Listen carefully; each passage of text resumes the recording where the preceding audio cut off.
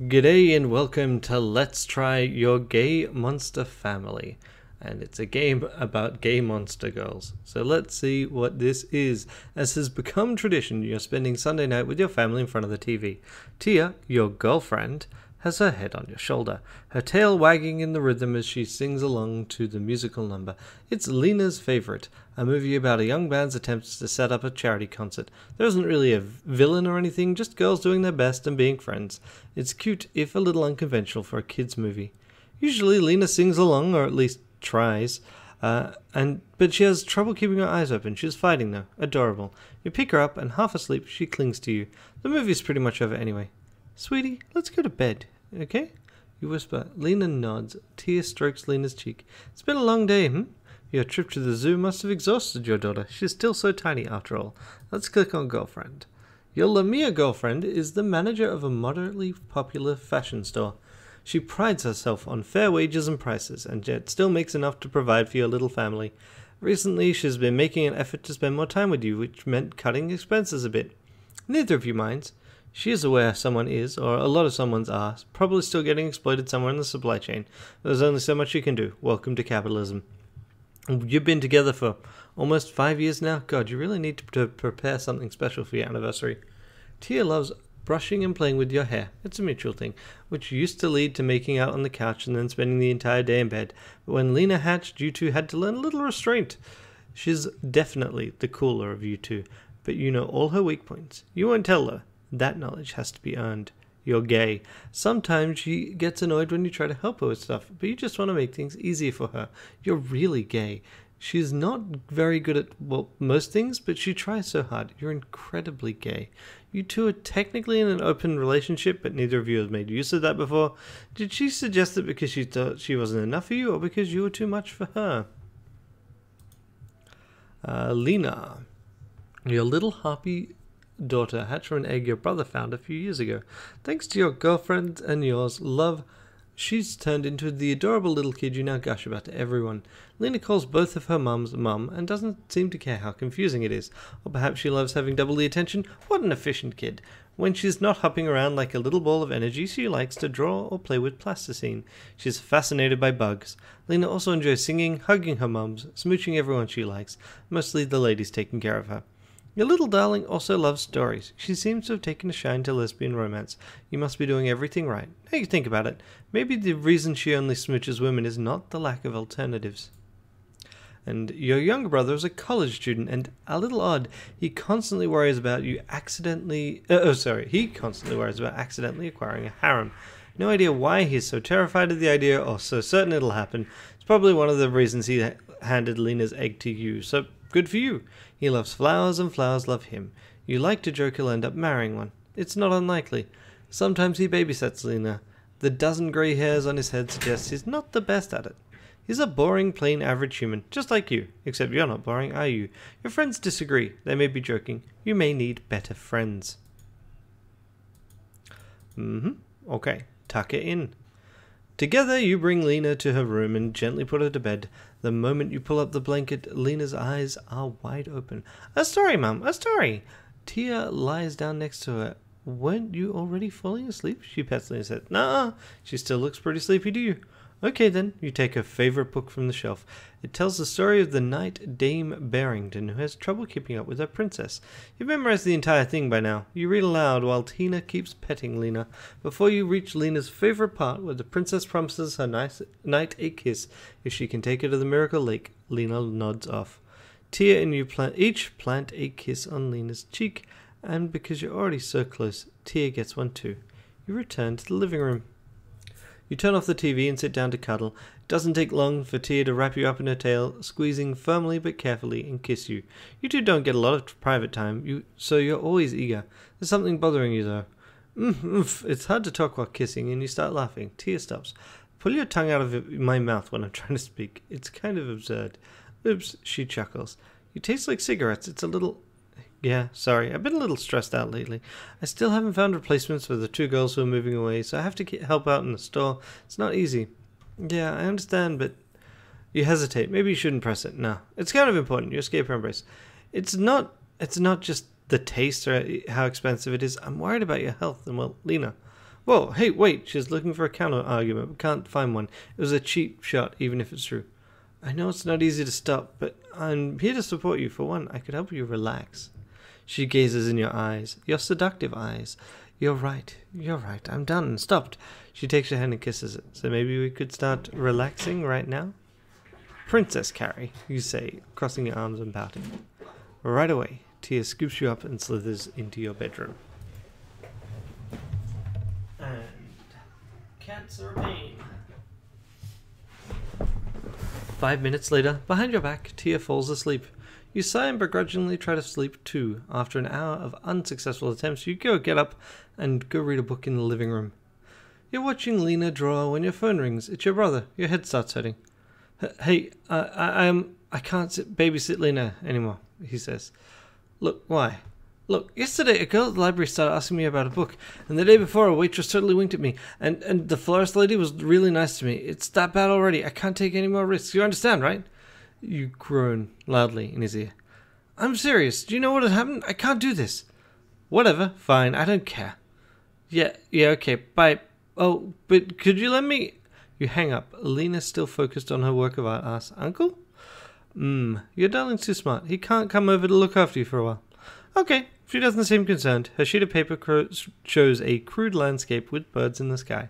The sun smiles. You understand. You leave the apartment to go buy groceries down the street when you run into Sylvia on her way home. Your neighbor with the tentacle legs, which always brush against you when you walk past her, is a Skiller. She attends the same college as your brother. They could be acquainted.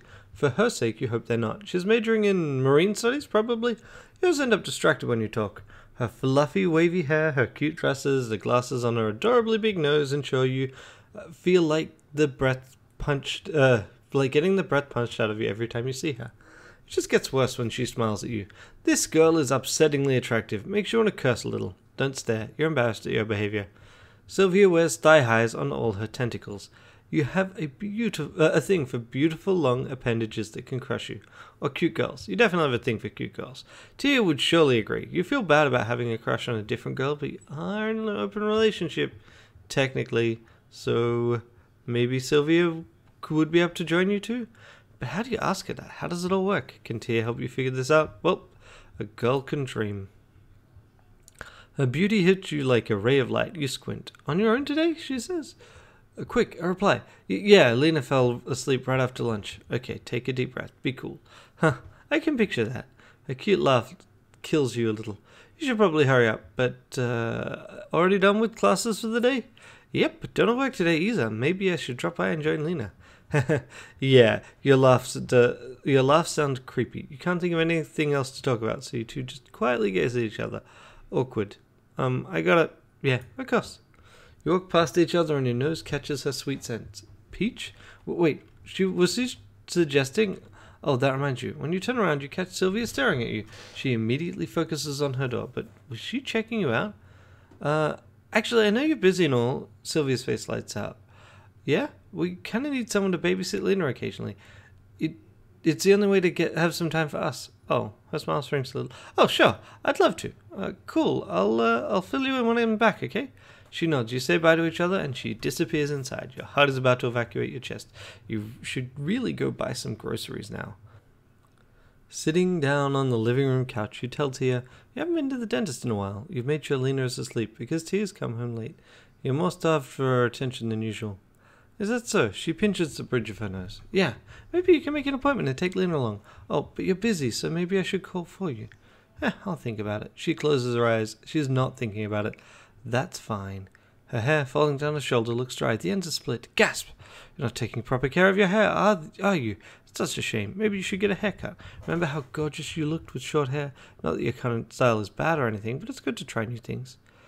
Tia groans. I've had a rough day at work. Can't you be quiet for a bit? Oh yeah, sure. You apologetic and waiting for her mood to improve. You should sit next to her like an abandoned puppy. Will cuddling help? Nah, clearly she needs a little space. You'd likely make her mad.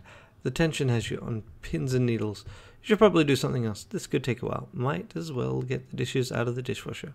On your way to the kitchen, one of the lights in the living room goes out.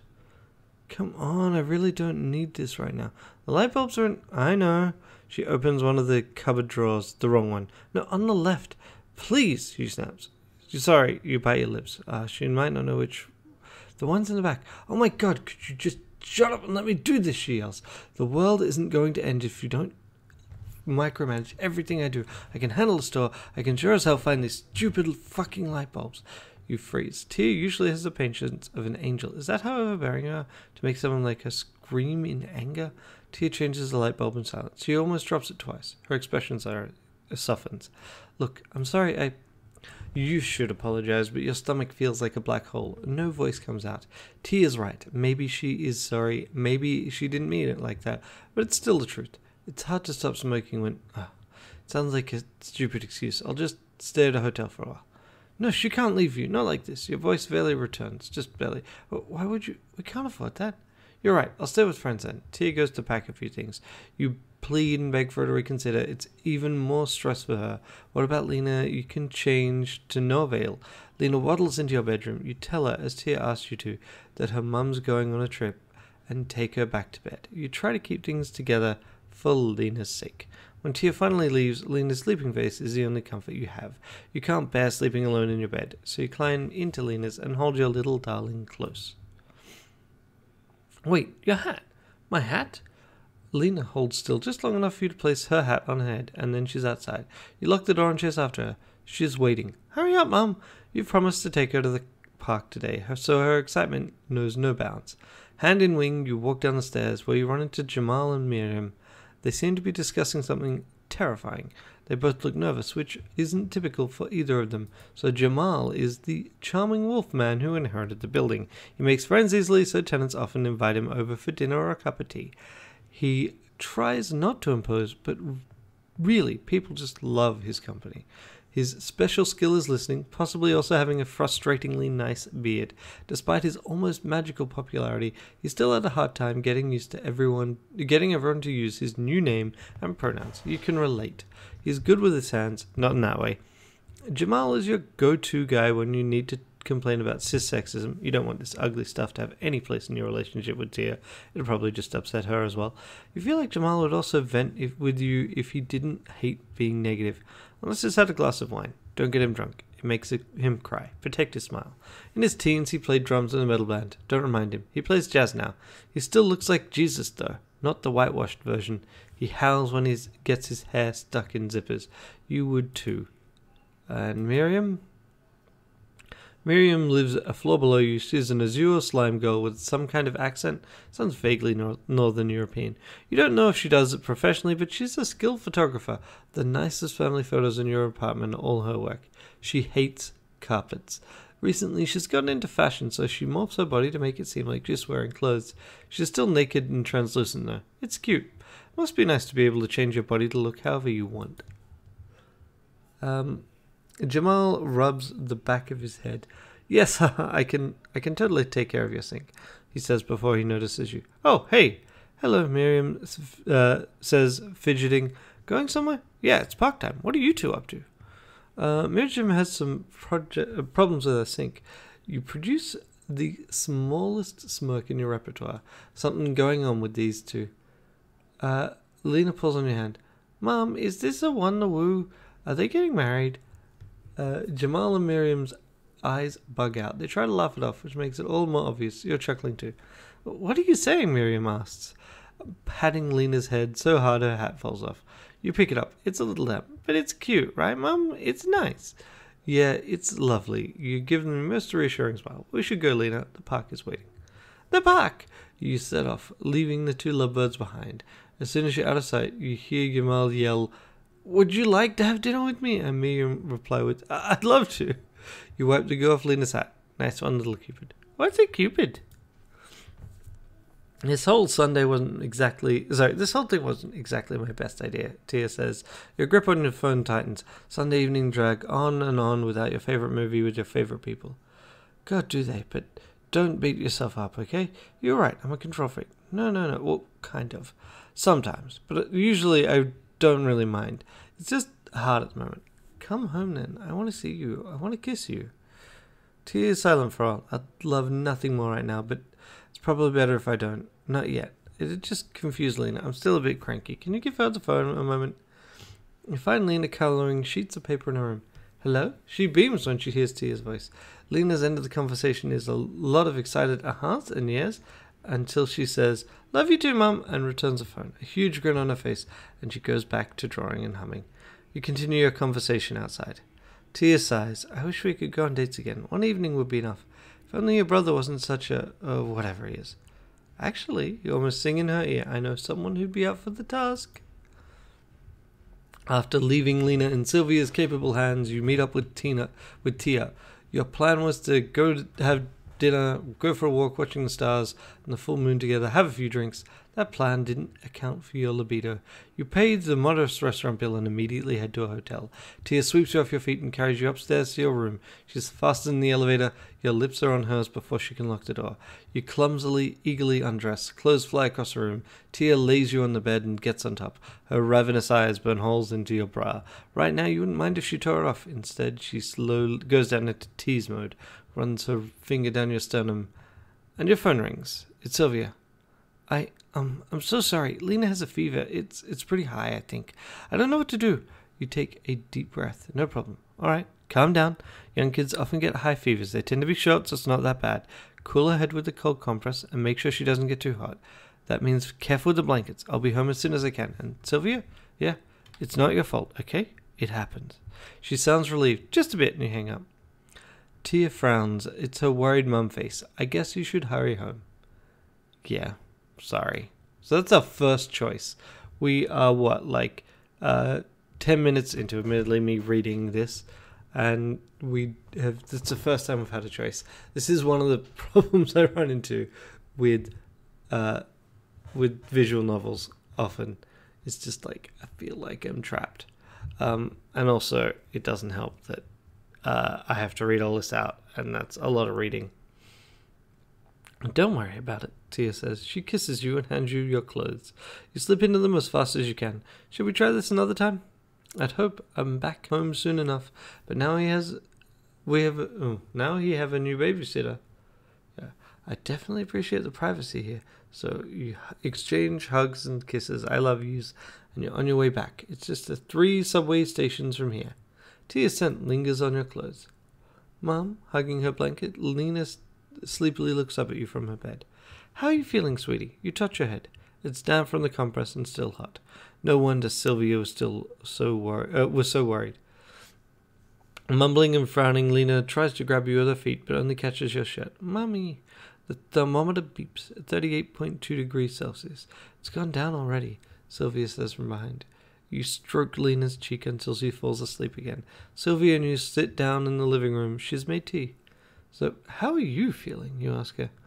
I'm relieved, worried, tired, glad you're back. She sips her tea and visibly relaxes, especially her tentacles. Thanks. Don't mention it. I know how scary it is. Yeah, no kidding. Can I ask something weird? Well, that depends. You gesture for her to go ahead. Would you hold me for a bit? It's just hard to calm down. Sure. She's earned a bit of spoiling. You pull her close. She rests her head on your chest and takes a deep breath. A tentacle coils around your legs. Thanks, this is nice. It is for you too. When you stroke her fluffy hair, she all but purrs. Okay, so this is actually really starting to open up now, I think, just based on the 3 items at the bottom. Lena's perched on one of the jungle gym's metal bars. She flaps her wings as if trying to pull the entire playground in the air. Sitting on a bench, you enjoy life. The breeze is pleasant, the juice you brought is delicious. Lena's having fun. There's some weird guy swiping away on his phone on the other bench, but you don't even care. You don't know this man. He arrived with a little spider kid, so it's probably the dad. He might be some kind of bug, and look, you know how shitty it is when strangers stare at you trying to figure out what you are? Let's just cut it out, yeah? Alina seems to have enough of a workout and makes her way to the slide. A little spider kid blocks her way. Adorable little spider kid. The slide is mine, they say. Lena seems confused, but it's not. It is. They try to make a scary face, but it's really just adorable. Lena squeaks with delight. She probably agrees with you. The kid absolutely refuses to let her use the slide. This standstill lasts several minutes. Lena is puzzled. Let's interfere. Lena, want to try at the swing? A spark in her eyes. She rushes after you. She asks for a push to get going, but then slowly she swings her legs to increase the speed on her own. A spider kid watches you and slowly sneaks to the swing next to you. They sit down and frantically try to catch up with Lena, but it seems difficult with a big abdomen and 8 legs. Want to push, you say? The kid nods weakly. As you get it going, they get more and more into it. Me too, Mum, Lena says. You gladly oblige and switch between the 2 giggling kids after every push. The exercise is good for you. When you leave, they promise to play more the next time they meet. Lena is giddy on your way home. While Lena's asleep, you make use of the 2 benefits living apart grants you. Unrestricted access to your computer and the freedom to fart without worrying about bothering your girlfriend. Oh, and you can talk to yourself a lot. Hello! And nobody will think you're weird. It's a small comfort, but you take what you can get. You check Twitter, retweet your friends' jokes, and after a sad "I miss my girlfriend" tweet and the resulting kitty pic replies by your social circles, you take a few minutes to read an article a friend posted about safety guidelines for BDSM between human monster couples. Good to keep in mind. The evening reaches the point where people complain about stupid things an actor did, and stupid things some F-list internet celebrity said, and people rant and quip and yell. You close your browser. You don't need any of this. You do know what you want, and you can't have it, but you can at least send Tia a half-hearted, half-flirty, half-desperate text message. So yeah, this is just going to continue to be vignettes. Ready? Lena says. Lena yells. Ready. She breaks into a run, leaps down the hill, flaps her wings as hard as she can, and lands in your arms. You're slowly getting bruises. Lena wriggles out of your hug and waddles up the hill again. You've taken her to the outskirts of the city where you have enough space and elevation for her to practice flying. It's not going well so far, but you two are optimistic. The wind is gentle and warm, too. At the top of the hill, Lena checks to see if you're paying attention. Mom, I'm starting. Okay, she yells again. Ready? Ready. She sprints, jumps, flaps. For a moment she seems to float, but a gust picks her up and carries her out of your reach. You try to catch up. She's losing altitude. Panic. She grows stiff and drops. You can't let this happen. You won't make it. A long figure bounds past you and catches her just in time. Lena opens her eyes and checks her surroundings. She recognizes the face smiling down on her. Mom! Tia, you run after her. Oh my god, is she alright? Tia kisses Lena's forehead. Well, are you? Were you scared? I wasn't. Just a little. Hugging Tia, Lena says, Are you back now? Tia smiles at you. Yes, I'm back. She pokes Lena's nose. You two weren't easy to find, so I think I deserve a reward. We need to make up for all the time we were apart, too. I hope you're ready for lots of cuddling. You hug the 2 most important ladies in your life. Lena giggles. Tia kisses you. I've missed you so much, you say. I've missed you too, Tia says, and kisses you again and again. Lena tries to turn around in Tia's arms. Hey, no fair, me too. Tia and you smooch your little darling. She jumps with joy. Well, weren't you going to learn to fly? Breaks are important. And the end. Thank you for playing. Have a nice day. Well, yeah, so that was basically a little short story. I don't know if you would see other things, if we were to pick some of the other choices.